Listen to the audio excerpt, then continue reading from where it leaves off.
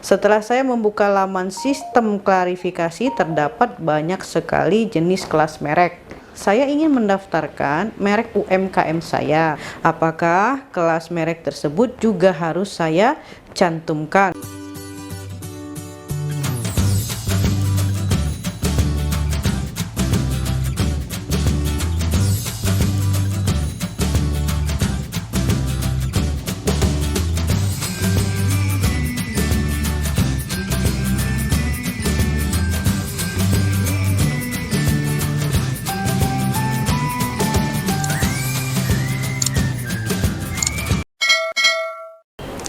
Assalamualaikum warahmatullahi wabarakatuh. Salam Sobat Rensmart dimanapun Anda berada.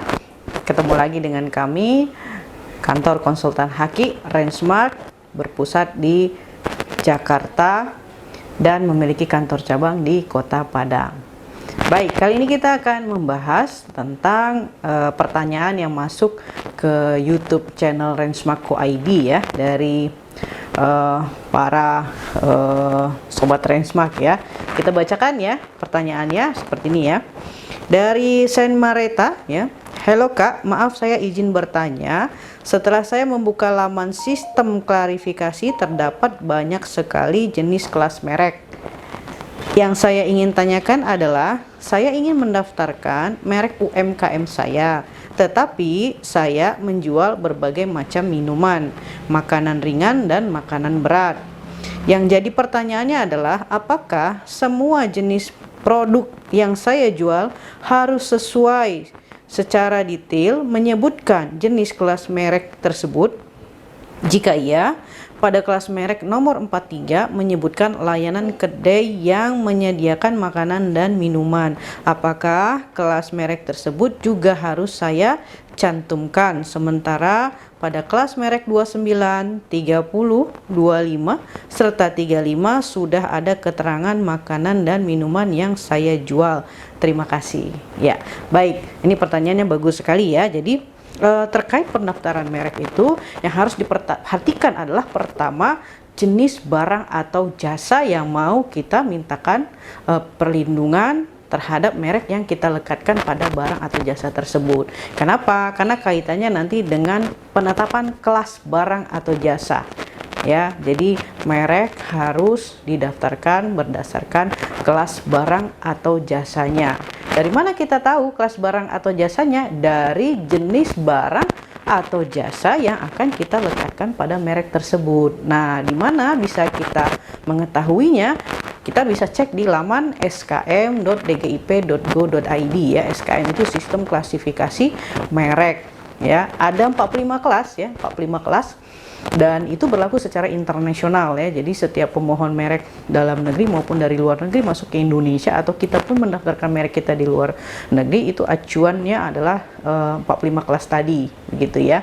Nah, jadi pastikan dulu label mereknya apa, kemudian jenis barang atau jasanya apa saja yang mau kita lekatkan pada merek yang akan kita daftarkan ya. Contohnya seperti ini tadi ya.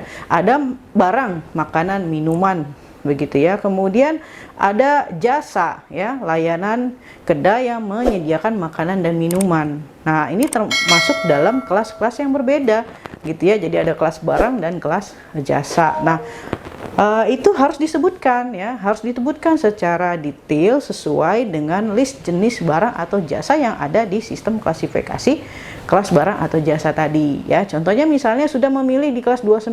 Nah, makanannya apa gitu ya. Nah, bisa kita buka ya, kita bacakan ya untuk di kelas contoh saja ya. Ini nanti Sobat Rensmart bisa buka sendiri di laman skm.dgip.go.id ya. Itu gratis sepanjang ada kuota internetnya ya. Nah, kalau kita situ lihat di kelas 29 misalnya ya. Kelas 29 itu berisikan daging ya, barangnya adalah daging, ikan, unggas dan binatang buruan ya, sari daging, buah-buahan serta sayuran-sayuran yang diawetkan ya, dibekukan, dikeringkan dan dimasak.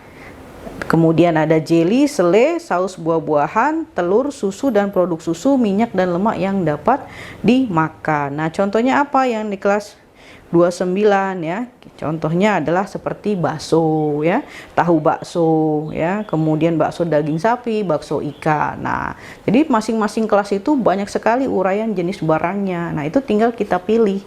Nah, jadi kaitannya tadi pertanyaan apakah harus detail? Betul, harus detail sesuai dengan jenis barang yang ada di uraian kelas tersebut begitu.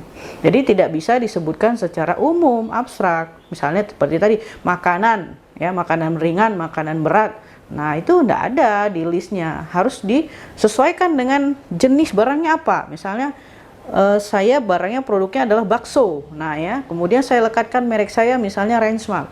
Ya berarti merek Rensmark dimohonkan perlindungannya untuk jenis barang bakso. Nah, bakso setelah kita cek masuknya di kelas 29 begitu. Nah, kemudian merek Rensmark juga mau kita lekatkan pada minuman misalnya ya. Nah, minumannya apa? Minumannya kopi misalnya. Jadi Rensmark ini barangnya pertama bakso, ya kan, itu kelas 29. Kemudian Rensmark juga mau dipakai mereknya di kopi misalnya gitu ya. Nah, itu masuknya di kelas 30 seperti itu. Nah, kemudian misalnya Rensmark ini juga selain kopi juga ada jus buah misalnya ya. Jadi juga dilekatkan pada jus buah apa saja ya gitu ya. Itu masuknya di kelas 32. Begitu. Nah, berarti Rensmark ini dimohonkan pendaftarannya di 3 kelas ya, kelas 29 untuk jenis barang bakso, kelas 30 untuk minuman kopi, kelas 32 untuk jus buah. Begitu ya. Nah, lalu bagaimana kalau ada juga layanan menyediakan tempat makan dan minum? Apakah itu perlu saya harus daftarkan? Iya, jika ya merek tersebut juga dilekatkan pada nama tempat makannya, nama tempat kedainya, begitu. Nah, itu masuknya di kelas 43. Nah, jadi Rensmark didaftarkan untuk di kelas 29 jenis barang bakso, kelas 30 untuk minuman kopi, 32 untuk jus buah, dan 43 untuk jasa kafe atau jasa yang menyediakan makanan dan minuman. Apabila memang ke semua kelas itu, ke jenis barang atau jasa tadi memang dilekatkan merek tersebut, begitu ya. Tapi kalau misalnya merek itu tidak kita lekatkan pada nama tempat makannya gitu ya, katakanlah nama tempat makannya lain lagi, misalnya bikin nama tempat makannya adalah ABC ya, ABC untuk jenis jasa layanan coffee shop atau tempat makan atau minum atau restoran. Nah, berarti merek jasa kelas 43-nya adalah ABC yang dimohonkan begitu. Nah, sedangkan untuk barangnya tadi misalnya contohnya Rensmark ya, di kelas 29 bakso, kelas 30 kopi, kemudian di kelas 32 jus buah begitu. Nah, ini tergantung dari si pemohonnya mau menggunakan mereknya itu apa ya terhadap jenis barang atau jasa yang akan diperdagangkan. Ya, ini semoga jelas ya dan bermanfaat. Assalamualaikum warahmatullahi wabarakatuh.